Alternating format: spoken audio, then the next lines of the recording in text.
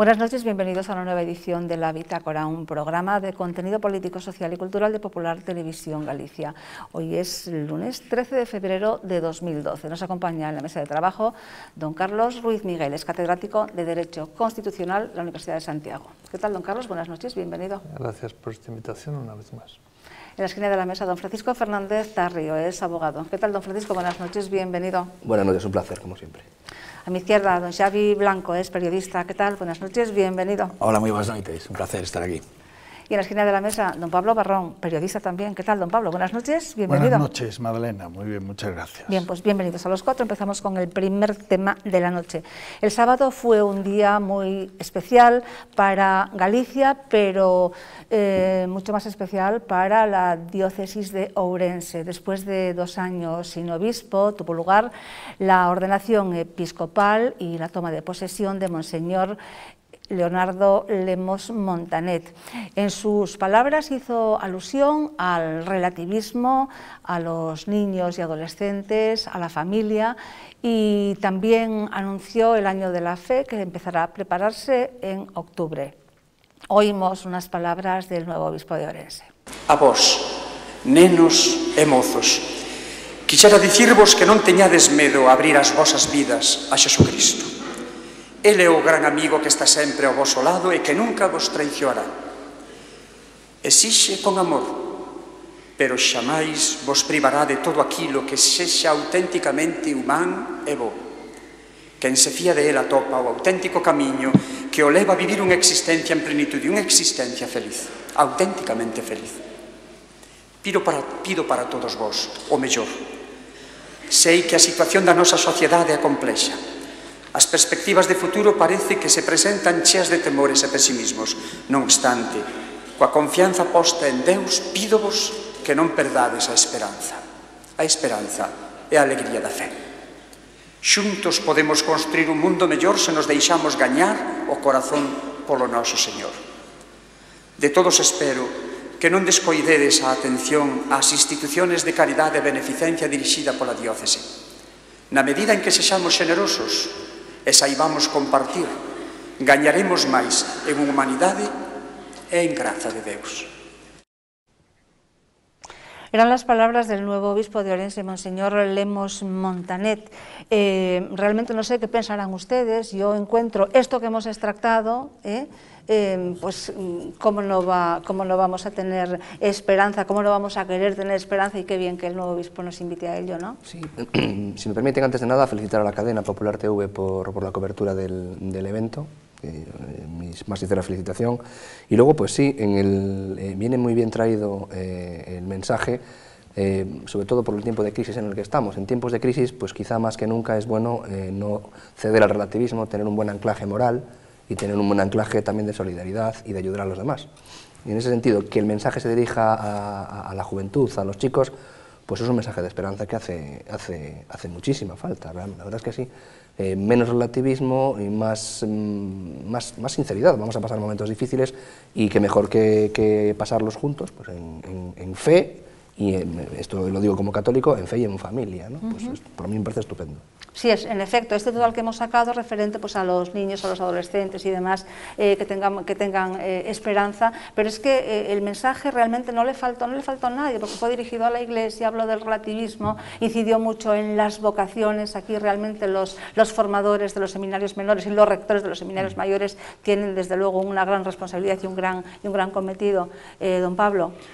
Bueno, a mí me gustó, me sorprendió lo robusto del discurso. Yo no sé si lo hacen ellos o tienen guionistas, como se diría en cine, pero desde luego ha ido muy en concreto a analizar todo lo que tiene problemas en este país, y ahora falta, y esperemos que se pongan en marcha y que se unan muy bien los poderes católicos con los poderes políticos y los poderes económicos, que es la clave de todo esto. Pero magnífico el discurso, me sorprendió, y el evento en sí tuvo la sobriedad que que da el estar este país en crisis para evitar todo eso que dicen de que si la Iglesia no se priva de nada y demás.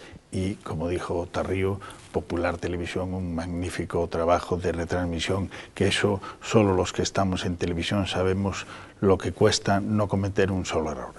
Gracias.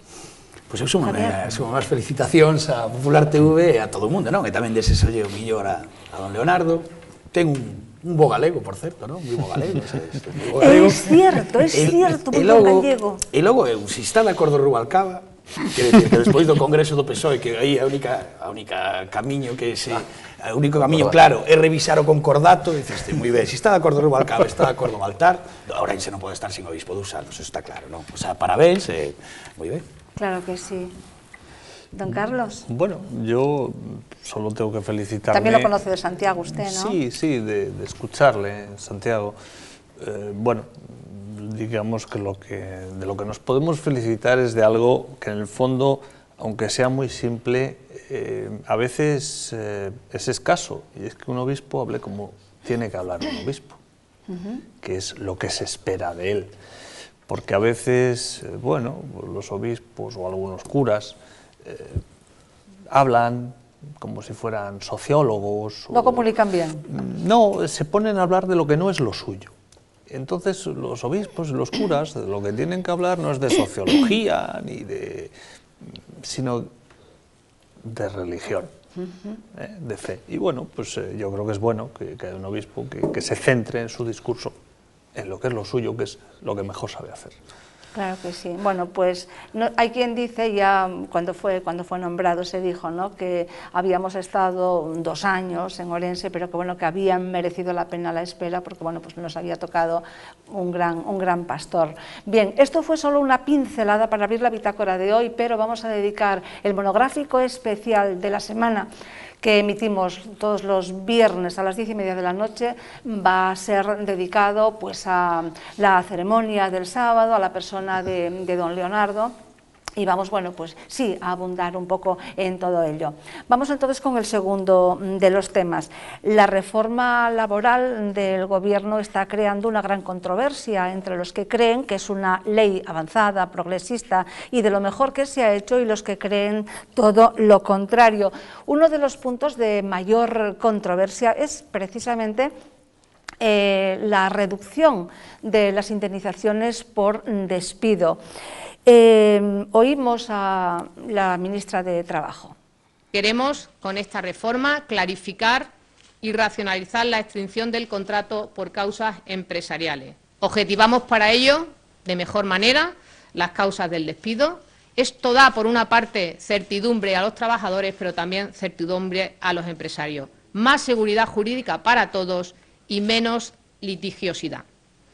Se elimina, además, la autorización previa en línea con la práctica de otros países europeos. Hoy día solo estaba vigente en España y en Grecia, por tanto, en eso también somos hoy algo más europeos, y se regulan las extinciones de contratos de personal no funcionario del sector público, como antes señaló la vicepresidenta. La reducción de la dualidad del mercado de trabajo es hacer también la contratación indefinida más atractiva. A partir de esta reforma, el contrato indefinido tendrá una indemnización de 33 días por año trabajado y un máximo de 24 mensualidades. El contrato procedente, como ustedes conocen, será de 20 días y 12 mensualidades, y se respetarán sin duda los derechos adquiridos de todos los trabajadores. Hoy precisamente la ministra se reunía con los sindicatos, pero no todos piensan así. Vamos a ver lo que dicen de parte de los socialistas. Quiero en primer lugar decir que nunca un gobierno en la historia había mentido tanto y recortado tantos derechos como este gobierno del Partido Popular. Este es el gobierno que más ha mentido y que más derechos ha recortado en menos tiempo en la historia de la democracia. Y nos ha planteado una reforma laboral que no es una reforma, es una demolición laboral, es una demolición de los derechos de los trabajadores. Es una reforma que desde luego no busca, no tiene como objetivo la creación de empleo, y sí va a deteriorar las condiciones de trabajo de quien hoy tiene un empleo. Por lo tanto, en primer lugar, esta reforma no busca, no conseguirá crear empleo y sí deteriorar las condiciones de trabajo de quien hoy lo tiene. Una reforma que, en primer lugar, permite el despido libre para los jóvenes. Por lo tanto, habrá menos jóvenes que consigan un empleo con una reforma que, como digo, permite el despido libre. Es una reforma que permite bajar el sueldo a los trabajadores de manera unilateral y sin que haya ni siquiera negociación. Por lo tanto, algo que no se conocía, que no habíamos visto hasta ahora en la historia. Bien, pues he aquí las dos visiones.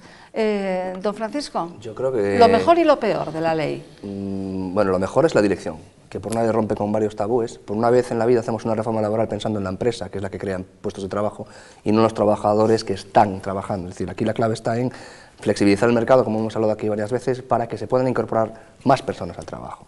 Entonces, eso rompe con una tendencia histórica. Por ejemplo, la ruptura del concepto rígido de negociación colectiva, la posible descuelgue de las empresas de los convenios colectivos sectoriales, es un grandísimo avance, a mi entender. Y después, la reducción de la objetivación del despido, con causas tasadas para que no sea un juez el que tenga que interpretar si las pérdidas de una empresa permiten despedir a un trabajador o no, también dará mayor seguridad jurídica. Y después, por poner un toque de lo que acabamos de oír, me parece que una de las personas que podría tener el título de campeón de la mentira es precisamente este personaje que acaba de hablar, porque es absolutamente falso lo que ha dicho, como podremos desgranar después, supongo. ¿No, Javier? Bueno, no hace falta que yo les dé la palabra, intervengan cuando... Vamos ao positivo. A mí me parece positivo que non se poda encadear contratos temporais por durante máis de 2 anos. Me parece positivo as 20 horas de formación para os traballadores. E logo me parece estético e incluso positivo que un tipo da banca que gestione mal, pois que se vaya sin un campo a casa, ou que non podan cobrar máis de 2 anos. Ben, o positivo. Logo vamos ao negativo, rebaixar os salarios, rebaixar o despedimento, un golpe mortal, unha navallada mortal aos sindicatos, polos cursos de formación, etc., o descolgue dos convenios colectivos, é dicir, é un paso atrás, mire por onde se mire. E logo, eu quedome con unhas palabras que dixo Ose, un tipo nada sospeitoso, de ser moi de izquierdas, que é o presidente da construcción de Lugo, que tamén é da Federación Galega, creo que ten un nome maravilloso, Hipólito Trinidad. E dixo, non sirve para nada, xa me poden facer, que non vamos a contratar a ninguén. O que hai que facer é, de verdade, a reforma financiera, que xa se acometeu, e a ver se dá frutos. Mentre non a sacar, dice, non sirve absolutamente para nada. E o di un tipo que non é sospeitoso de ser un Rojeras, nin andar por aí co puño levantado. Don Pablo. Sí, yo no voy a entrar en matices técnicos porque ya los ha explicado Tarrío y se los ha rebatido Xavier. Yo lo que digo es lo que dije un día cuando hablábamos aquí de lo que era bueno y era malo. Posiblemente la ley no sea ni tan buena como creen los que la hicieron, ni tan mala como no creen en esta ley. Lo mejor es que por lo menos hay una ley, es decir, ahora hay un conducto, hay una manera de ver el sacar a este país de la crisis y tendremos que darle un tiempo. Efectivamente, hay que arreglar la economía en paralelo, pero si no estuviéramos haciendo nada o no hubiera ley, la crítica sería: estos señores llegan al gobierno y no están haciendo nada.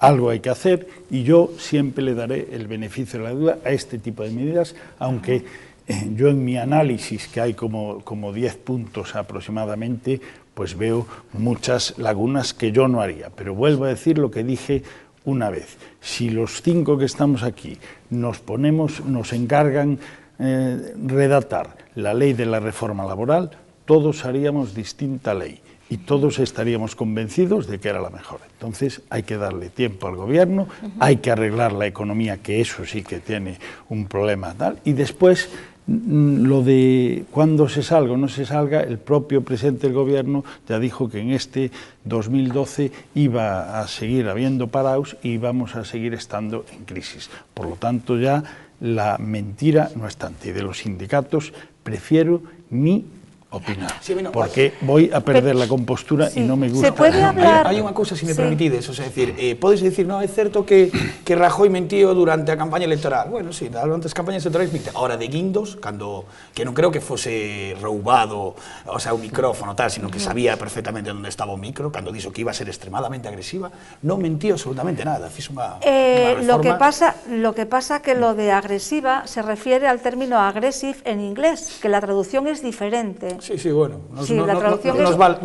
De hecho, así se interpretó en la prensa internacional. La traducción, en el sentido que dice lo de aggressive, sí, no, es que no es una cosa mía, es una cosa que tomé prestada, lo leí en alguien y sí que me di cuenta que sí, que del inglés muchas palabras las tomamos, las traducimos, como cuando traducimos una cosa, un tema sensible, estamos traduciendo sensible cuando es realmente un tema pues delicado, tal. Vamos a ver, ¿se puede arreglar la economía pero sin generar empleo? Porque, vamos a ver, muchos expertos dicen que, bueno, que efectivamente sí, pero que esto a lo que va a llevar, por lo menos a corto plazo, es que habrá más paro, aunque luego a medio y largo plazo, pues posiblemente veamos brotes verdes, empleo y demás. Don Carlos. Bueno, la verdad es que a mí esta reforma laboral no me gusta mucho. Tampoco creo que sea tan catastrófica, ni un paso atrás tan grande. Creo que sí, que es un paso atrás en algunas cosas, pero tampoco la veo, no sé, soy muy escéptico. Sí que daría el beneficio de la duda. A mí hay, por principio hay algo que no me gusta, y es el abaratamiento del despido. Yo por principio creo que eso no es bueno. De la misma forma que creo que no se facilita el despido en otros, o no termina de facilitarse el despido allí donde tiene que ser fácil, que es cuando un trabajador no trabaja bien. Y ese problema, que yo creo que ese es el problema que está en el fondo de la falta de competitividad de muchas empresas, es eso, que a veces tienen que cargar con trabajadores que no trabajan bien porque el despido es caro. Entonces, en lugar de arreglar el problema de cómo librarse de trabajadores que no trabajan bien, lo que se hace, bueno, líbrate, pero que sea barato. Y ese no es el problema de fondo, para mí. Y esto, tanto en lo que es el ámbito público como el ámbito privado. Porque, ¿a dónde nos está llevando? Yo hablo de cosas que todos vemos. Pues que en muchas empresas tienen trabajadores ya de cierta edad, que cobran mucho, y entonces lo que quieren es echarles para contratar a un chico jovencito, con perdón por los jóvenes, que trabaja muy mal, pero que cobra menos de la mitad. Claro. Entonces, así no ganamos competitividad, porque así lo único que se hace es un cálculo muy de corto plazo, de bueno, así tengo más beneficios. Sí, pero si los trabajadores que tienen no trabajan bien, claro, el producto final no es bueno. No es bueno. Y yo creo que ese es un tema donde no se termina. Es decir, el despido de los malos trabajadores es muy difícil en España. Es decir, la única posibilidad que hay es el despido improcedente pagando la indemnización. Claro, y yo me pregunto, ¿por qué tiene que ser tan difícil despedir a malos trabajadores? Ese para mí es lo que yo no termino de ver y creo que bueno, no esta, las de Zapatero, las anteriores, no han ido al problema. Es decir, que los socialistas tampoco son quienes para estar protestando mucho. Pero me parece interesante su aportación, porque usted habla en definitiva de estar despreciando la experiencia y la excelencia. Es que todos conocemos a buenos trabajadores. Es que es exactamente al revés, perdonen que discrepe, es exactamente al revés. Hay empresas, y también las he conocido, que tienen trabajadores con una antigüedad bastante elevada, acomodados, trabajadores a los que no se les puede despedir porque tienen una indemnización millonaria. Precisamente del que prescinden es del joven preparado. Es que los datos del desempleo juvenil están ahí, es exactamente al revés. Y luego permítanme que les diga, abaratar el despido, sí, y rotundamente sí, despido libre. Porque lo que tenemos que tener claro es que De la misma manera que usted dice que es complicado echar a un trabajador que trabaja mal, un empresario que sabe que el coste del despido es alto va a ser mucho más reticente para contratar. Y aquí lo que tenemos que tener claro y romper ese tabú es que la contrapartida del despido es la contratación. Y eso debe ser así. Y luego, por discrepar con mi buen amigo Xavier, si le tuviese que poner un pero bastante grande a la reforma es precisamente por el tema de la formación. Me huele a pacto, con los sindicatos, ¿no? Para seguir manteniendo el pastel. Pero bueno, eso es otra... Eso, yo quiero discrepar. Discrepe. Creo que a xente mellor formada é a que ten maiores oportunidades. Bueno, el índice de paro juvenil está ahí, compárenlo. Sí, pero bueno, que logo hai outra cousa, outro dato, outro día mirando os datos, é dicir, sobre todo en Galicia, non? De xente maior de 35 anos o paro non caeu. O sea, o paro non subiu, vaya. O sea, decir... es que non tiene de onde subir, non sabe. Por eso explica que asa tan pouca conflictividade social, non? Logo sempre te sopa, e a nai, que che botan unha man, etcétera, etcétera. No, pero yo hay un punto que no estoy de acuerdo, es lo del despido libre y gratuito. Hay que pensar que las personas se hacen sus proyectos de vida y que cuando uno tiene un trabajo también se tiene que poder crear unas expectativas, porque si no hay expectativas, realmente la economía se hunde. Es decir, vamos a ver, ¿podría la gente plantearse comprar una casa si no tuviera unas ciertas garantías jurídicas de que va a tener estabilidad en el trabajo? Pues no. Pues como cualquier autónomo. No tenemos esa seguridad. Porque además eso depende mucho de qué profesión estemos hablando, de lo que influya en esa profesión la edad. No, el tema es la productividad, si la empresa puede pagarlo o no, que es la que crea el trabajo. Ahí está el tema, sí, yo estoy de acuerdo, pero insisto que cuando un trabajador hace bien su trabajo, digamos, él también es parte de la empresa. Sí, y no tiene por qué ser despedido, pues porque, por ejemplo, el jefe se haya encaprichado contra él. Pues ahora te fastidias. Sí, ningún empresario serio echa a un trabajador que le funciona bien, Carlos. Sí, que luego nos veña Mario Monti a decir que es muy aburrido ahora sí se va a poder. Efectivamente, eso es inaceptable. Claro, es muy aburrido trabajar en el mismo sitio y tal. Hombre, don Mario, usted sabe, nunca tuvo problemas, pero... Siempre está en el mismo sitio, en el poder. E non ten que gañar ninguna selección, si non se opone cos mercados. Es lo más polémico de la ley, lo del abaratamiento, de la reducción de la indemnización por despido, es lo más polémico de la ley, es por lo menos lo más... Para los sindicatos hay otras cosas, pero a mí no me... Eso é máis que se poda baixar o salario directamente, unilateralmente por parte da empresa que poda baixar o salario. Que no es así, don Xavier. Lo que hace es volverse a la negociación colectiva empresa-trabajadores. El sindicato podrá negociar, pero en la empresa, no a nivel sectorial. O sea, lo que hace es reducir el poder de los sindicatos. Lo que hemos hablado aquí muchas veces, si una empresa factura X y tiene un convenio colectivo que le obliga a pagar por encima de sus posibilidades, la respuesta es el despido. Sí, pero yo... Si asustas por arriba o por abajo. Exacto. No, pero... Pablo. Perdón. No, perdón. No, el tema de los 33 días, eso es lo más publicitario, es lo primero que se entiende y los que están en ese momento es de lo único que te hablan y por eso automáticamente pues te dicen, a mí me han fichado de una multinacional a otra, yo tenía los números echados para cubrir y ahora todavía me quedan 2 años porque me han bajado de 45 a 33 y de los otros 9 puntos que son igual de importantes, bueno, de 10 que yo saqué un poco en conclusión, que los que entendéis tendréis muchos más, ¿no? En cualquier caso, eso es lo que tiene lo de los 33 días para mí, que es lo que todo el mundo entiende, de lo que hay que hablar. Por eso bueno, pero lo que don Javier decía, yo me hago eco de lo que él decía, que le comentaba, no, es que yo no voy a contratar a nadie aunque me den estas facilidades y demás. Yo también, o sea, coincido con esa visión, perdón, a lo mejor es una visión demasiado microcósmica, pero yo no podría contratar ni a un trabajador ahora ni 2, porque lo que yo, el jabón que yo produzco, las sillas, no me las compra nadie. Claro, entonces, es complementario a lo que yo digo, es absolutamente complementario. Claro, pero bueno, esto hablándolo en plata, digamos. Sí, ¿no? pero déjeme decirles una cosa, tampoco es así lo que se está hablando, es decir, los derechos de los trabajadores actuales están plenamente protegidos. Los trabajadores que tienen un contrato en vigor hoy siguen teniendo una indemnización de 45 días. Esto se va a aplicar a los nuevos contratos.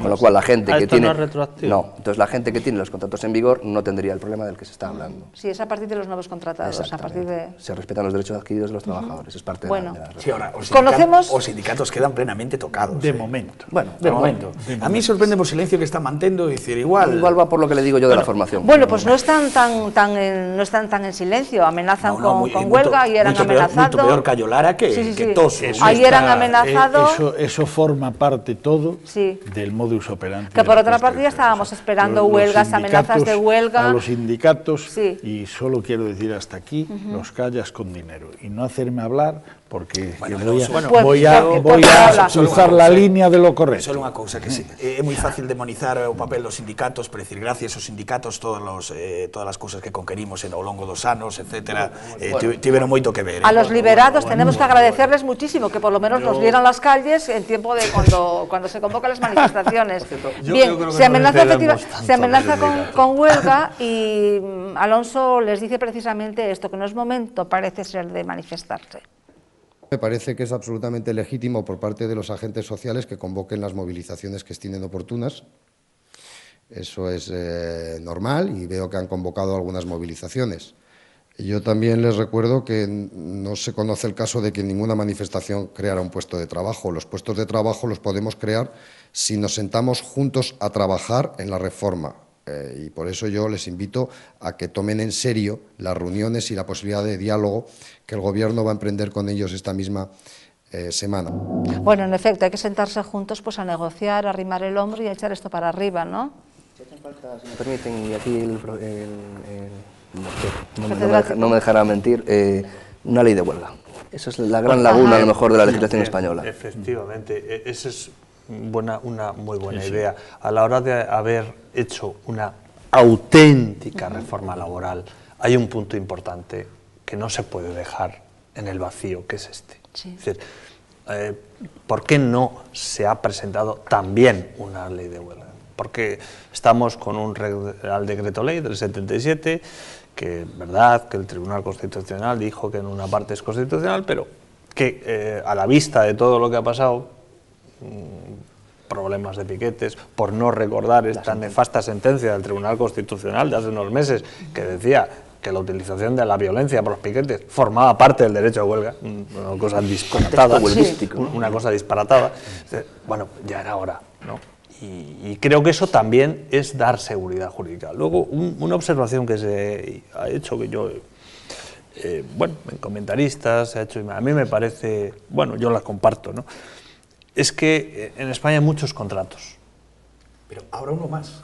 Y ahora, efectivamente, y esto lo que hace es añadir uno más. Es decir, quizás la reforma también tendría que haber hecho simplificar. Es decir, el contrato fijo, normal, y el contrato de prueba. Sí, 3 tipos de contrato. Es decir, porque un coste de las empresas muy importante es el coste jurídico. El coste de alguien que te lleve los contratos, etcétera. Bueno, a la hora de buscar la competitividad de las empresas también hay que disminuirles ese tipo de costes, ¿no? Para que el producto final, la rentabilidad final de la empresa sea mayor. Y creo que no sé, que también ahí se podía haber aprovechado. Bueno, yo insisto, no veo que sea una reforma tan mala, tampoco la veo tan buena. No sé, yo esperaba otra cosa. Bueno, pero tiene cierta dificultad, ¿no?, para entender cada punto. ¿Lo conocemos ya todo o no? No, yo creo que el desarrollo legislativo pues nos dará más pistas. Que esa es, permítame que lo diga, mi miedo. Sí, la idea es buena y esperemos que no se diluya en esas negociaciones de las que hablaba el señor Alonso, porque todo lo que sea negociar con estos sindicatos o con esta patronal, porque hay que decirlo todo, pues, en fin, yo casi prefería que tomara las riendas el Gobierno y sacar adelante las reformas, sin más. Tras a reunión da ministra cos agentes sindicais, eles ameazaron con chegar ate o Tribunal Constitucional, ¿no? No sé de qué recorrido puede tener. Difícilmente, porque no pueden ellos presentar un recurso de inconstitucionalidad. Pero claro, es que estamos... ¿No pueden? No, porque solo pueden 50 diputados, 50 senadores, el defensor del pueblo. Un sindicato no puede presentar un recurso de inconstitucionalidad. Entonces, ¿se amenaza por amenazar? Bueno, por hablar. Únicamente convenceros hoy, máis a Izquierda Unida, para que lo hagan en su... BNG, que se convocou... Convencer a BNG... Bien, vamos entonces, venimos directamente a Galicia y seguimos hablando de negociación entre los funcionarios de Galicia y la Administración, que parece que tampoco llegan a un acuerdo. Precisamente hoy presentaban las propuestas y bueno, pues no sé qué les parecerá a ustedes esto. De la Administración ya han dicho que bueno, pues algunas de las cuestiones que van a ser absolutamente voluntarias, que no se obligan, lo de las jornadas, etcétera. Yo es que... Y bueno, pues ahí estuvieron, sí, delante yo es que manifestándose. con el tema de los recortes, digo parecido a lo que dije antes. La Xunta... que recorten de otro lado, les han dice. mandado recortar, claro. Del gabinete. Le han mandado recortar y cada uno recorta pues donde cree que tiene que recortar. Los recortes están marcados por el gobierno central, lógicamente, dentro de una política de recortes en las mismas cosas, y yo lo que estoy convencido es que al que le mandas recortar, pues está enfadado con tener que recortar en esa cosa justa. Y vuelvo a poner el ejemplo de los 5, ninguno recortaríamos en las mismas cosas ni la misma cantidad. Entonces es muy difícil de tal, se puede hacer muchísima demagogia y lo más fácil es decir que está todo mal. Y en las cosas que entendemos, pues no queremos que nos recorten, y en las que no entendemos, pues nos da igual que recorten. Te viene el que entiende lo contrario. Cuando hablamos de los medios de comunicación, ¿cómo nos pusimos los afectados? Bueno, pues seguro que muchos de los que estaban en sus casas, que no saben cómo se mueve un medio de comunicación por dentro, dirán, mira cómo se ponen, que quieren subvenciones y yo no le daría subvenciones. Y así sucesivamente con todo. No se puede hacer otra cosa en Galicia. Bueno, que no pero sea hay veces que sí que coincidimos dónde se debería recortar, dónde deberían recortar. Sí, bueno, y en el tema siguiente vamos a hablar un poco de ello. Hay una serie de cosas que forman parte del sentido común. Pero yo voy al tema de que está todo el mundo disconforme con los recortes. Es todo el mundo del 45%. Bueno, que dice que en gastos de protocolo y personal de gabinete, que hagan recortes ahí, que a lo mejor también... Sí, yo estoy de acuerdo, yo estoy de acuerdo en eso, y yo pues quitaría las diputaciones, y quitaría los ayuntamientos pequeños, quitaría el Senado, claro, y me llaman loco. Pero bueno, el Senado no es cosa de la Xunta. Yo empezaría por Estamos ahora con el anteproyecto de ley de la Xunta. Pues no compro Senado. ¿Qué ha dicho? Me lo he perdido. No, digo que si se habla de quitar las diputaciones, que se quiten las autonomías que gastan mucho más que las diputaciones, ¿no? Quitarlas no, pero reformarlas sí. No, a lo mejor tiene que tener las diputaciones hay que quitarlas y no las autonomías. Sin embargo, son más necesarias. Porque pues tú la gestión de la diputación la haces perfectamente desde un gobierno central montando un equipo.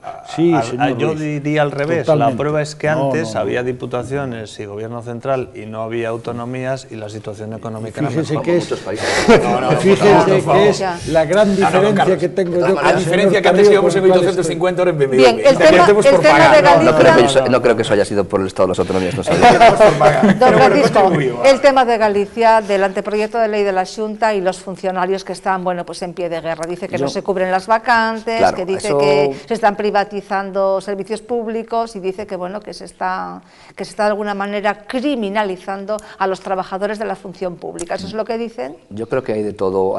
Quizá todo el mundo puede tener una parte de verdad. Vaya por delante que a mí privatizar no me parece malo, sino todo lo contrario. Siempre que sea liberalizar, no privatizar. Es decir, no dar un negocio a un amiguete, sino liberalizar y introducir competencia, que no es lo mismo. Y muchas veces hablamos de privatizar y no de liberalizar. Entonces eso hay que dejarlo claro siempre. Pero bueno, la Administración está dispuesta a recibir propuestas y a reformar todo el texto. Es que puede haber duplicidad, y la hay, de hecho, y lo sabemos todos. En las autonomías, por no centrarnos en la gallega, hay duplicidad. Hay, por ejemplo, funcionarios que tienen unas funciones que no realizan y se realizan a lo mejor por chiringuitos externos que tienen un sobrecoste para la Administración. Pues eso también pasa. Y luego en el fondo de todas estas protestas está el eterno dilema de ¿dónde recortamos? Pues la mira siempre se pone en aquellos que saben que pueden cobrar a fin de mes. Entonces, ¿cuáles son esos trabajadores? Los funcionarios. Entonces, siempre intentan caer sobre ese tema. Es muy fácil decir, hombre, pues mejor que se le recorte cierta cantidad de dinero a un funcionario que cobra todos los meses que no que muchísimos autónomos se vayan al paro con una mano delante y otra detrás, porque los autónomos también podríamos protestar en este sentido. Entonces, yo creo que estoy un poco con Pablo. A nadie le gusta que le recorten de su bolsillo. Pero bueno, el asunto es cierto que tiene otras maneras donde recortar. Yo propongo una encima de la mesa, que se elimine todo gasto de normalización lingüística, por ejemplo. Bien, por supuesto. Pues sí. Sí. Siempre vamos a ver, este comentario sensible. lo van a colgar en ese sitio que tienen... No, pues les doy mi expresa autorización para que lo cuelguen. Sí, sin ¿Cómo se problema. llaman los que nos cuelgan ahí las cosas? No lo sé, eso lo sabe don Vicente, que es el experto. ¿Cómo se llama? Los que se dedican a recopilar todo lo que se habla así un poco, que pudiera parecer contra el gallego, que no es contra el gallego, No, todo lo que es así es contra un el poco, bolsillo, sí, no es contra el gallego. todo es lo contra que el no bolsillo. es políticamente correcto y lo... Quiere decir que hay muchas partidas de las que recortar, evidentemente. Y también que habría que revisar también el criterio de función pública. ¿Qué labor hacen los funcionarios y qué labor que deberían hacer los funcionarios hacen otras empresas? E que últimamente, Joaquín, estou me volvendo, o sea, son moito máis, en vez de recortar tanto, son máis, eu creo que hai que incentivar un poquinho máis, non? Que con tanto recorte vamos a acabar en recesión e algo peor, non? É dicir, a mí preocúpame que se demonice o papel dos funcionarios, non? Que é dicir, é certo que habrá funcionarios que traballen mellor que peor, pero eu creo que temos unha función pública bastante boa. E que tampouco temos unha función pública, o ratio non é superior a media da Unión Europea, non? Eu quero ser da Unión Europea máis que de África, ou, bueno, aquí en África igual tampouco se vive tan mal, non sei. O sea, tal como vamos, non? Entón, estáse criminalizando sempre a función pública, sempre a función pública. Eu non sei, se eu teño unha, ou como decías ti, teño unha empresa de facer sabróns, non sei a que funcionario lle vou a vender, porque se cada vez recortas máis, cada vez menos consumo, cada vez tal, é dicir, estamos nunha situación increíble, non? Creo. Bien, pues apadrinado por María Teresa Fernández de la Vega, ya se me están riendo, Zapatero luce toga y medalla como miembro vitalicio del Consejo de Estado.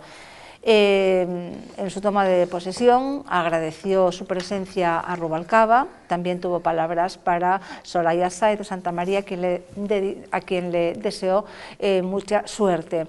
Y otra cosa, dice que se pone a disposición su experiencia para ayudar a salir de la crisis.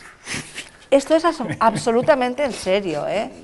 Esto es absolutamente en serio. Bueno, puede hacer una gran labor. Si se pone a disposición para ayudar a salir de la crisis, deberíamos preguntarle qué es lo que querría hacer para no hacerlo. ¿Cuánto cobra, por ejemplo, Zapatero? ¿Cuánto cobran estas? Algo que es renunciar a ese puesto y renunciar a su sueldo como expresidente. Esa sería su primera contribución para salir de la crisis. Para ser justos, don Carlos, no lo ha hecho nadie, ni él ni los anteriores. No se puede recortar de aquí. Bueno, pero los anteriores no han aceptado el cargo de consejero de Estado. Pero lo cobran. No. Sí. No cobran porque están... Ni Felipe, ni Aznar cobran. No han querido. Pero non sei se me parece máis perigoso que estén gas natural e que estén en Endesa, non sei se é máis perigoso para o presidente. Todos los presidentes del gobierno cobran más después de ser presidente. No, pero quiero decir que en el Consejo de Estado ni Felipe González ni Aznar han querido estar. Este señor sí. ¿Por qué? Pues entre otras cosas porque dudo mucho que ninguna gran empresa le vaya a fichar. Cosa que, pues no nos engañemos, podemos tener una opinión mejor o peor de González o de Aznar, pero nadie creo que puede decir que son dos idiotas. Sí. De Zapatero tampoco. Bueno, pero que se la arruina, sí, ¿verdad? Que hay una opinión mayoritaria. Pero que se la arruina, pues seguro que sí. Que la arruina la empresa, seguro que sí. Y luego se podría empezar también a recortar por estos órganos, que es lo que usted proponía aquí un día. Bueno, porque ¿para qué es el Consejo de Estado? Bueno, el Consejo de Estado es el órgano más antiguo que hay en España después de la monarquía. Sí, viene de las Cortes de Cádiz. Ya desde la época de Carlos V existe. Sí. Pero bueno, pero por ejemplo, el tema de los defensores del pueblo. Para empezar, el Senado, que antes se dijo. Yo creo que el Senado sobra. Por ahí podíamos empezar a ahorrar. Por hablar de órganos del Estado. El Consejo Económico y Social del Estado sobra. Pero ya podemos ir a las autonomías. Todos los consejos económicos y sociales que hay en las autonomías sobran. La señora Cospedal ha suprimido el defensor del pueblo autonómico. ¿Ha pasado algo? Nada. Bueno, pues vamos ahí. Sí. En Castilla-La Mancha ha pasado algo porque... No. Igual se suprimen a televisión de Castela Mancha tampouco pasa nada, pero decir, eu creo que eso hai que ir ver as sensibilidades de cada terra, quero dicir, Castela Mancha, nin Castela Mancha se sinten identificados con Castela Mancha porque Albacete pertenecía a Murcia fai 3 días, o sea, foi creado a imagen e semejanza de Bono. Quere dicir, entonces, claro, ahora aquí laminar o defensor do pobo en Galicia, pois non, a televisión galega é o que fai unha gran labor en defensa do idioma e para que a lingua siga, non? Hai que ver a autonomía. No me parece mal que exista, pero no con déficit. Si se consigue autofinanciar, perfecto.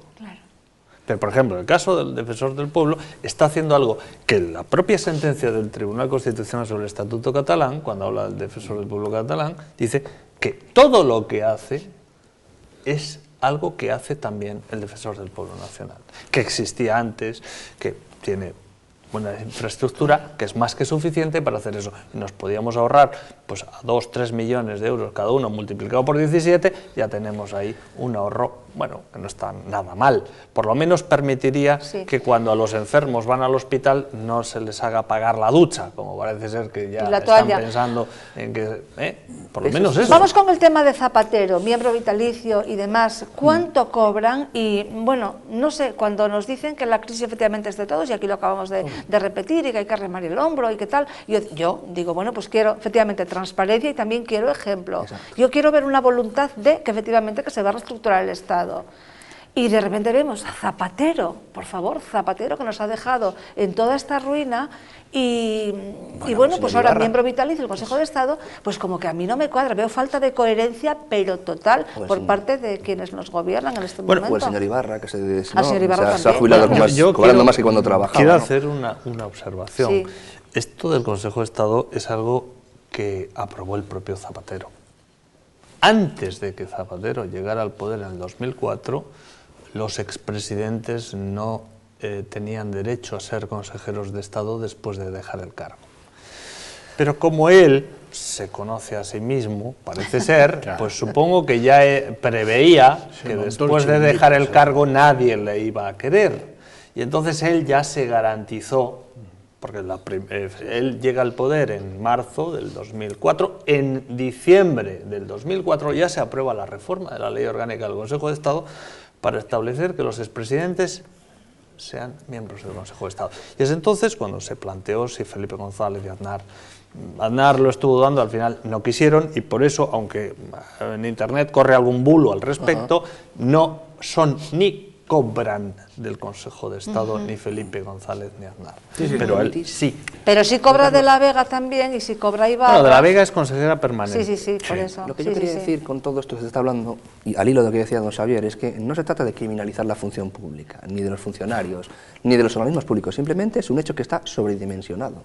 Y en algún momento pues habrá que recortarlo y habrá que limitar, o bien eliminamos órganos públicos, o bien recortamos salarios, o alguna cosa hay que hacer. No es que los funcionarios trabajen mal, hay brillantísimos funcionarios en España, yo los conozco a diario. Muy buenos y muy pero malos. El problema es que está sobredimensionado, y alguien tiene que poner el cascabel al gato, como se dice vulgarmente.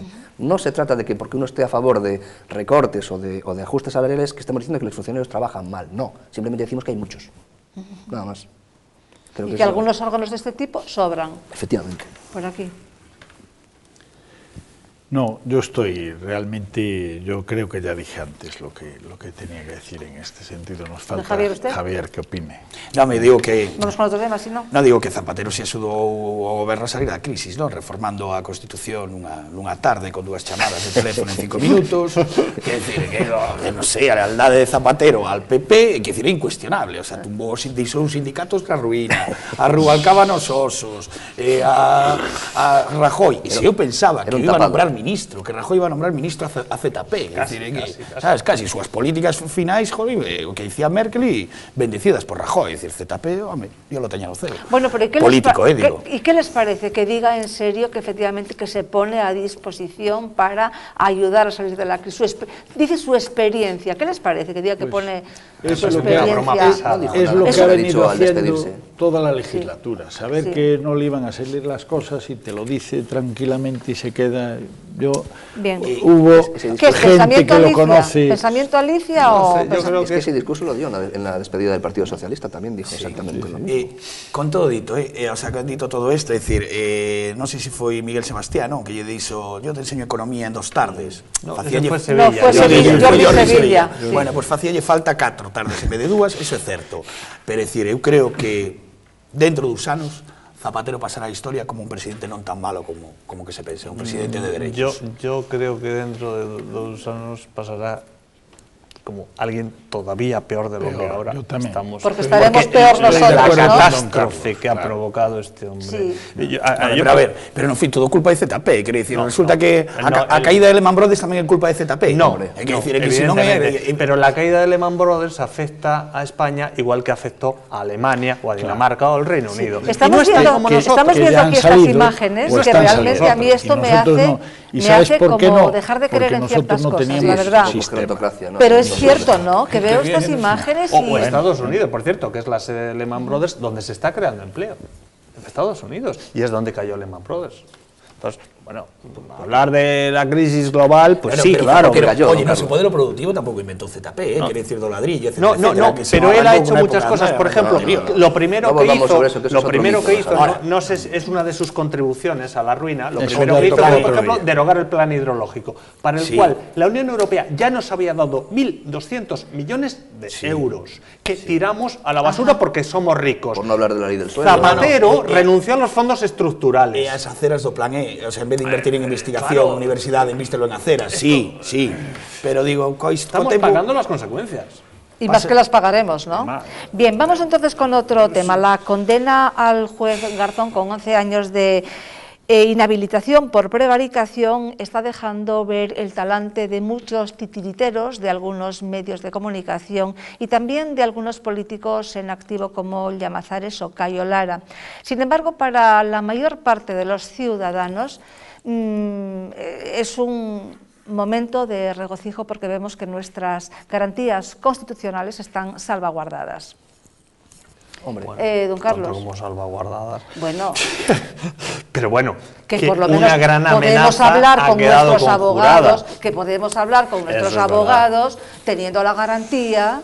Bueno, eso es verdad. Yo lo dije antes de que si alguien escucha es ilegal. Yo lo dije antes de la sentencia y bueno, me reconforta ver que el Tribunal Supremo por unanimidad, pues efectivamente avala aquello que yo sostuve, ¿no? Y es que lo que hizo Garzón es de una gravedad. Lo que hizo este ex juez prevaricador, porque ahora podemos ya decirlo así, es un ex juez prevaricador, lo que hizo es de una gravedad extraordinaria. Es decir, pura y sencillamente lo que establecía es que se podía grabar a cualquier abogado, aunque no tuviera implicación, ni hubiera sospechas sobre él. Entonces, claro, eso realmente es algo... Es terrorífico. ¿Y qué le parece, don Carlos, y qué le parece cómo se está politizando el tema por parte de la izquierda? La gran confusión que se está creando la izquierda, incluidos medios de comunicación como el Times, por ejemplo, ¿no? Pues... esperable. Bueno, hasta cierto punto, porque este hombre se ha trabajado mucho, su imagen internacional, una imagen que además está basada en cosas que no tienen nada que ver con la realidad. Que no se sostiene, efectivamente. Pero bueno, en fin, pero él, un experto en su imagen, y bueno, pues a mí la verdad es que digan lo que quieran, hay libertad de expresión y bueno, pues que digan lo que quieran, ¿no? Sí, y quiero que diga otra cosa, pero bien clara, que no se le vamos a ver, sus causas no son precisamente por su carrera a lo largo de su vida, sino es precisamente por prevaricar, por hacer algo sabiendo que pues, está mal hecho, ¿no? Exacto, es que, claro, él además yo creo... Que la gente identifica, no, es que por investigar la corrupción... él además lo puso peor, leía el otro día en el periódico, que fue un pésimo reo, ¿no? O un pésimo... en fin, en el tribunal actuó pésimamente porque cuando al final, un pésimo imputado, cuando al final dijo que todo lo que hizo lo hizo con plena conciencia, pues esas palabras lo que hacen es aumentar la culpa. Bueno, dijo algo peor. Es decir, aumentar la culpa. Es decir, o sea, que usted con plena conciencia resulta que ordena escuchar a un abogado sobre el que no hay ninguna sospecha. con plena conciencia. Claro, es que Lo mejor que hubiera podido decir es que, bueno... Dijo algo de fondo mucho peor. O sea, que eso es que él no puede alegar. Dijo algo de fondo mucho peor. prevaricación, ¿no? No sé cuál de los juicios que tuvo llegó a decir al tribunal que un juez solo se debe someter a su conciencia, y eso es lo contrario de ser juez. Un juez solo se debe someter a la ley. Javier. Eu despois de tragar o sapo de defender a ZP, todo fácil, ¿qué pasa? Outro Garzón. Bueno, que conste, a mí non me gustaría, me parece un atentado, unha aberración, o sea, que non podo falar libremente como abogado en caso de estar no cárcere, non? É dicir, en caso de ter un suicio, unha causa aberta, non? Eso me parece unha salvajada. Ahora logo digo eu, para o Consello General do Poder Judicial, quedan en moi mal lugar propagandísticamente, non? Quere dicir, van igual por un error de Garzón, poden quedar libres os da trama Gürtel. É certo, dicir, que suiz logo vai investigar con eso tal. Internacionalmente parecemos un país, bueno, ese país, esa España, etcétera, etcétera, de pandereta e tal. E logo, que salga... Pero injusto, pero sabe que es por la manipulación y por parte de algunos medios. Pero logo tamén que salga a voceira, a rapaza esta, que ten moi bo discurso, Gabriela Bravo, dicindo que non todos somos iguales ante a lei, que a Marín, etcétera, etcétera. De todas maneras, Magdalena, si me permites, a mí como letrado, como abogado en ejercicio, saludo la sentencia, pero vamos, como se dice vulgarmente... Igual lle sobraba algún adjetivo, ¿eh? Mire, don Xavier, igual lle sobraba un juez algún adjetivo que no conoce ni respeta el derecho de defensa, no es que no tengan que ser inhabilitado ahora, es que no podía haber sido juez jamás. Un juez que se salta... tenía que haber aprobado la oposición. Un juez que no es capaz de comprender una de las principales garantías del Estado de Derecho y de la democracia, que es la defensa, el secreto de la defensa con el abogado, el secreto profesional. Una persona que no comprende eso no puede ser juez. Y estamos hablando de la manipulación de la izquierda. Usted dice, es que fuera nos ven así, hombre, nos ven así, porque digamos que el periódico más leído fuera es El País, por ejemplo, por decirlo de alguna manera. Y aquí se ha tratado de vender a Garzón como una persona que lucha contra la corrupción y no le dejan. Y no es cierto. En España hay cientos de jueces que luchan contra la corrupción todos los días. Ejemplos tenemos en Lugo, con una juez valiente donde las haya, la tenemos en Madrid con el tema del 11M, y no montan estos chiringuitos. 11 anos non é excesivo, pregunto. 11 anos non resulta... Es la pena mínima, porque la inhabilitación para ese delito es de 10 a 20, con lo cual, lejos de ser excesiva, es una pena benévola. No, sabes o que no gremio, o sea, o de Garzón, celebrouse... Eu como cidadán, de verdad, o que pasa é que me toca a mí estos asuntiños complicados, non sei por qué. Es por la democracia, por el Estado de Derecho, entiendo yo. Yo no le tengo ningún tipo... Es más, yo no le conozco, sus fines... lo escuché una vez a la charla. Los fines pueden ser muy loables, pero es que un juez no se puede saltar los medios. No es porque sea Garzón, no tengo tampoco ningún tipo de... Das tres causas abertas estaba claro, o se arquivaron a de... La archivaron por un tema de prescripción. La de Botín. Querido Emilio. Pero les recomiendo que lean los hechos probados. Ollo, pero querido Emilio, si miramos a toda Audiencia Nacional, igual, toda Audiencia Nacional, querido Emilio, que teño que facer un cursiño en Massachusetts ou teño que ir a Boston a dar unhas clases, toda Audiencia Nacional, querido Emilio, estaba claro que a memoria histórica aí va a gañar e que está sentenciado. E a min o que me dá magua é que un tipo como Pablo Correa ou como... No, pero aí yo no... Pero eso, en todo caso, achéqueselo al debe del juez, no al Tribunal Supremo. Achéqueselo a Garzón. Se colocó ahí en la esquina hoy y no le dejan. Perdón. No, muy rápido, está todo dicho, además habló el abogado. La prevaricación, el señor Garzón tiene que saber desde el minuto uno lo que es, no puede alegar ignorancia y eso es muy grave. Yo creo que él se creyó intocable, para mí hizo de un expediente un ensañamiento, se creyó intocable y nunca pensó que le podía pasar lo que le ha pasado. Con respecto a la pena, me ha quitado don Carlos Ruiz de las palabras. 11 años me parece lo mínimo. Si le juntamos todas las que ahora van a prescribir por prevaricación, la primera de don Emilio que ha prescrito, y ya dicen que otras dos también, porque la prevaricación, y si me equivoco me corriges, prescribe a los 5 años, pues sumaría, pues no sé, muchísimo. Con ponerle a 11 años por cada una... Quiero decir que no tenemos nada así personalmente en contra de Baltasar Garzón, llámese Baltasar Garzón, llámese como se llame, es precisamente por lo que implica ello, ¿no? Pero si hace un ejercicio de memoria histórica,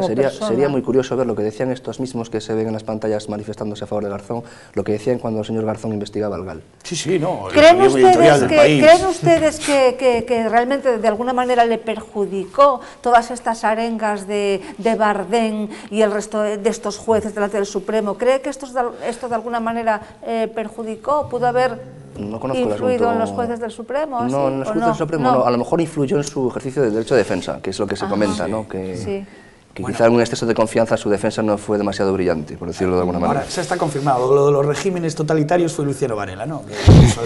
No, es cierto, el concepto de justicia de los que ve usted en la calle es el de justicia popular, es el del Soviet, es el de la Checa, es el de Cuba, es el de Corea. Quiero aclarar esto porque es importante decir, vamos a ver, ¿cuál es lo que nos diferencia como Estado de Derecho, Estado democrático, de un Estado despótico?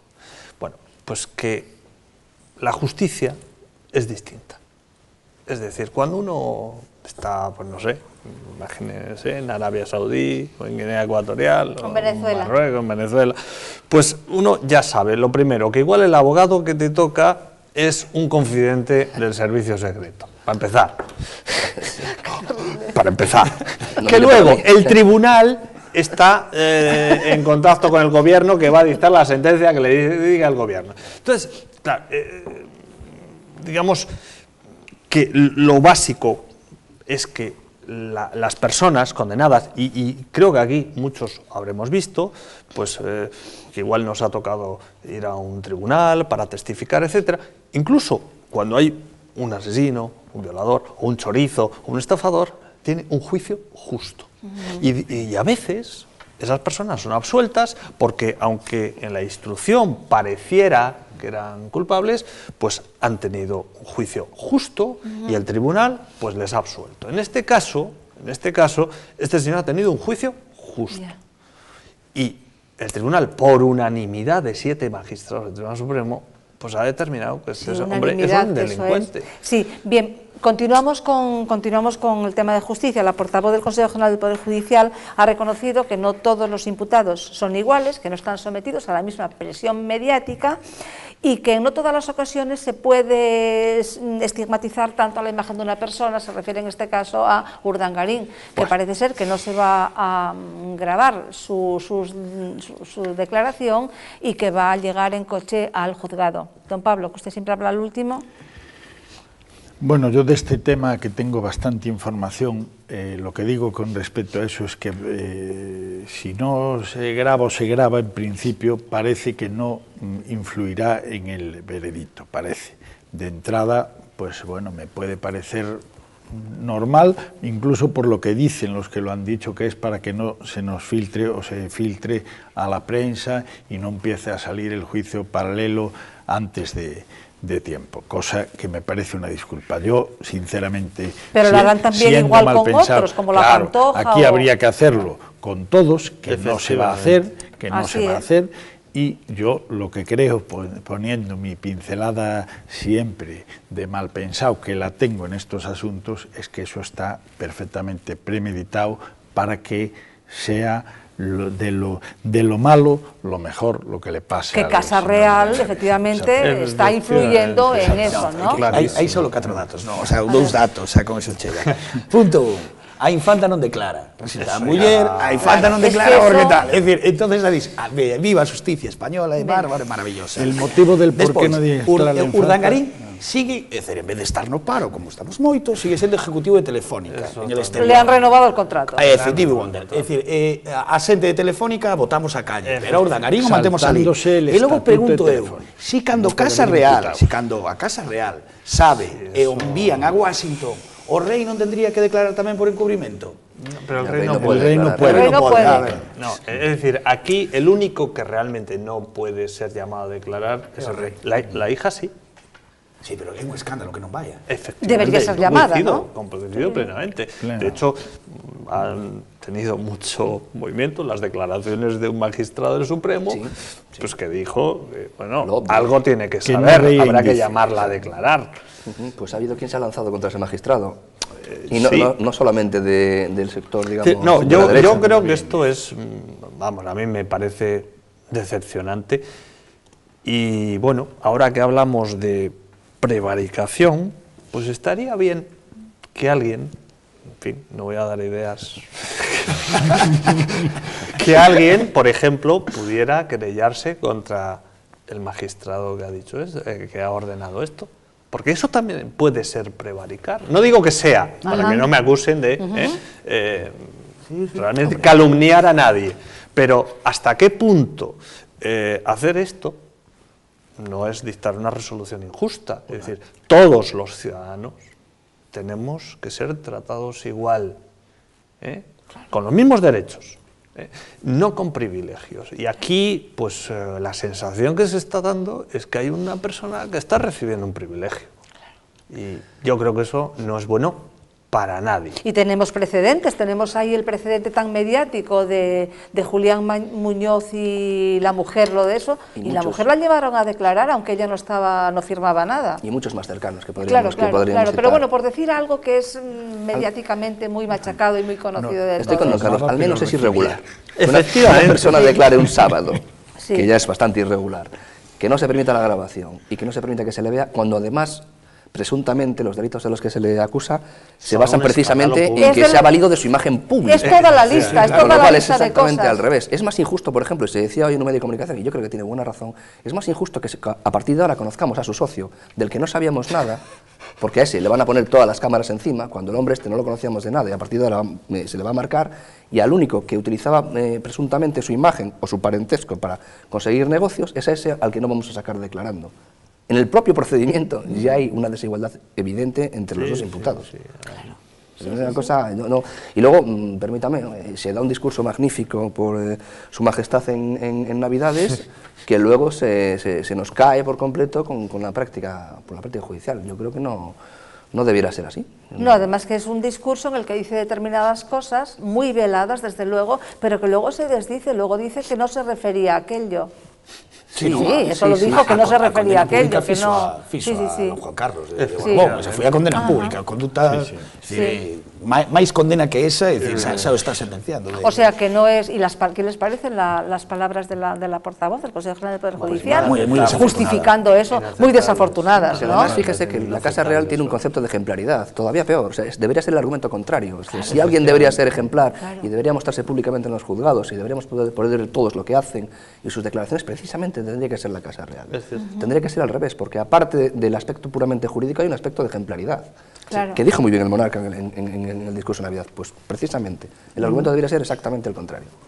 Bien, pues con el último tema de la noche, y seguimos con temas jurídicos, una sentencia del Constitucional dice que los periodistas no podrán utilizar cámaras ocultas en la obtención de datos.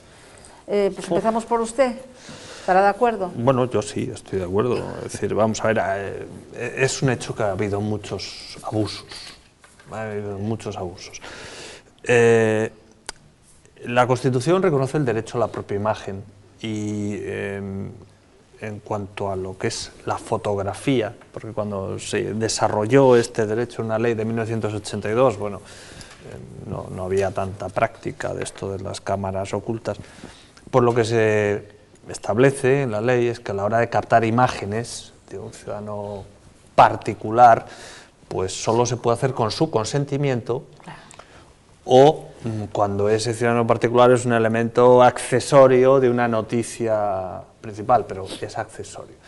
Aquí lo que se hace es captar la imagen de un ciudadano particular sin su consentimiento y emitirla, etcétera, en el marco de unas investigaciones. Y presentarse el periodista con una caracterización oportuna, distinta a quién es, para sonsacar la información que le da, pero si se presenta con lo que es realmente, no se lo hubiera dado. Efectivamente, entonces es una especie de, una trampa. Una trampa, fraude, pero total, ¿no? sí. Entonces, bueno, es una cosa que se ha popularizado con algunos programas, que lo han utilizado pues hasta el abuso, y yo veo bien que el Tribunal Constitucional ponga un freno a este tipo de prácticas. No sé lo que pensarán los demás. Sí, yo me sigo manteniendo en esto, que a usted le pareció casi una hipérbole, que las garantías están salvaguardadas con este tipo de sentencias. Yo creo que nadie te pueda, si te graba, que sea ilegal, pues... Claro. Pero, sin Don embargo... Pablo, ¿cómo lo ve? ¿Usted es aficionado a las cámaras ocultas? ¿Hizo alguna vez alguna cámara oculta a alguien o no? No, mira, yo con la información, y te lo digo completamente en serio, la información la guardo pero no la distribuyo. Es decir, yo en lo que estoy totalmente en contra es de venderlo, de filtrarlo a medias y de todas esas cosas. Lo que sí digo es que se ha facilitado el derecho a infringir con esta norma, porque si algo se ha descubierto en este país, siempre ha tenido que ver con cámaras ocultas o con grabaciones anteriores, o sea, lo que es solamente voz, siempre. Algunas cosas se han descubierto gracias a eso, muy importantes, otras no se han descubierto porque estas grabaciones un señor juez ha dicho que no valían, pero al final yo no conozco ningún periodista que no lo haya utilizado. Ninguno, porque es absolutamente necesario. Pero no quiere decir que sea legal, que se utilice. No, no, claro. Lo que yo, insisto, no estoy de acuerdo es ni en venderlo, ni en utilizarlo a medias. Yo estaría de acuerdo en algo que no pasa, porque ha habido en este país reportajes de investigación muy importantes que al final no han servido para nada. O sea, viendo que el delito era clave y estaba clarísimo, filmado, legal o ilegalmente, pero estaba claro el delito, al final no ha servido para nada. Y eso es todavía más grave de que sirva o no sirva. Si al final un periodista tiene que filmar para demostrar, eso para mí debía de valer, y será porque me siento periodista y Javier tendrá muchísimo que decir que hace directamente investigación. Eso debería de servir, pero con eso, a lo mejor, en vez de llegar a un medio de comunicación con él y luego esperar a ver si el medio de comunicación lo mete en el cajón, te lo publica, no te lo publica, se llama al interesado, se lo vende al interesado, se lo regala, juega con tu información, debería de ir directamente al juzgado y que el juzgado ejecutara un delito que se encuentra en una cámara. Eso es lo que yo digo, y sé que me quedo muy solo, pero es la parte del periodismo. Pues isto é como a linguaxe, non? Rogamos linguaxe de uso e non de abuso. Aquí tamén, o que pasa que é certo, non? Que se abusou tanto das cámaras ocultas que hai determinadas cousas, pero é certo que hai determinadas investigacións que xa non sin cámara, sino poñer unha grabadora, etcétera, que sin tal non sae. Como ves o? Quer dicir, eu se teño a grabación sinto máis protegido. Sabes, decir, nadie me podrá decir que non é certo. Pero cámara oculta? A que es esa, é dicir, nadie me podrá decir que non é certa, pero é o que dicir, traficar con toda esa mercadoría, pois... Gravar sí que sepa que te estás grabando y que te está contando algo que no te contaría si esa persona no sabe que... No, pero es que el hecho de que ustedes lo comercialicen o después no cambia el hecho de que sea una televisión. Pero mira, lo que hagas con ellos es una cosa aparte. Pero no, aquí vamos... ¿Por qué cambia? Porque la labor de un periodista no es hacer una labor instructora, esa le corresponde a la Fiscalía y a la Policía. Mira, outra cousa que me presente como repartidor de cerveza ou como repartidor de leite. Ahora, eu nese caso son un modelo inglés, que estás falando con un periodista, estás falando con un periodista. Ahí estoy de acuerdo, pero es que el problema de las sentencias son los que se presentan como que es el repartidor. Esa parte yo de acuerdo. Claro, outra cousa, pero eu si defendo, estás falando con un xornalista, estás falando con un xornalista. Ahora non me vou a presentar como un vendedor de leite. Un vendedor de leite veño por aquí a la vulneración. Es que de eso se trata, el que te presentes con una identidad diferente para obtener esa información que no recibirías si te presentas como Javier Blanco, periodista de... Tampoco ni lo haré. Claro, es que aquí estamos hablando entre dos periodistas serios y lo que condena el Tribunal Constitucional es esas prácticas poco... Que se emplean mucho en televisión hoy, están continuamente grabando cámaras ocultas aquí se juntan tres aspectos diferentes. Como bien sabe don Carlos, hay derecho a la intimidad, propia imagen y al honor. Se pueden vulnerar indistintamente cualquiera de los tres. Lo que dice la sentencia es, primero, intimidad, y interpretan en el sentido de que un despacho profesional también está dentro del ámbito de la intimidad, con lo cual, analizando eso, lo que ustedes dicen, si usted no se presenta como periodista, está vulnerando mi intimidad, porque mi despacho es mi intimidad. Desde ese punto de vista, mal. Y después, desde el punto de vista de la propia imagen, aunque usted hubiera conseguido esa grabación, también debió ponerse en contacto con la persona grabada y decirle, oiga, tengo esto, ¿me autoriza usted? ¿No me autoriza? Y en el caso de que no lo autorice, no puede salir nunca identificada de palabra, o de voz, o de imagen, cosa que tampoco se hizo aquí. Y luego, por último, la defensa de la cadena de televisión comete, a mi juicio, un pequeño error, en lo poco que yo sé, que basa su defensa en la veracidad de los hechos que denuncia. Y eso tiene que ver, don Carlos, con el derecho al honor, pero no con que se haya vulnerado la intimidad o que se haya puesto la imagen que no debe. Usted puede decir que es perfectamente cierto lo que usted está diciendo, pero eso no cambia que lo haya conseguido de una manera absolutamente ilícita o vulnerando derechos fundamentales. Entonces son tres aspectos que hay que tener siempre en cuenta. Los tribunales han utilizado algún libro cuya información se tomó con cámara oculta para llevar a la cárcel, por ejemplo, los libros de Antonio Salas, el que escribió sobre los skins y eso, la vida de... Fíjese que también diario de un skin, efectivamente.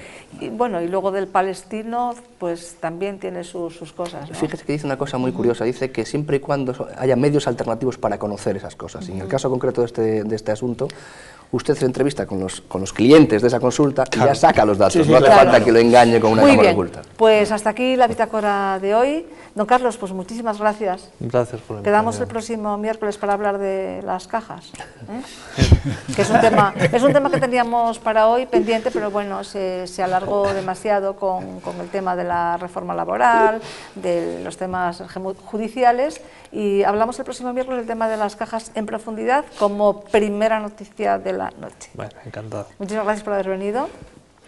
Muchas gracias, don Francisco, también por haber venido una vez más. Don Javier, gracias. José Zapatero, Garzón, a próxima de cámara. Almirís, Beiras, Paco Rodríguez. Sí. Don Pablo, muchas gracias. Gracias a ustedes por acompañarnos un día más. Nos despedimos hasta el miércoles. Que lo pasen bien.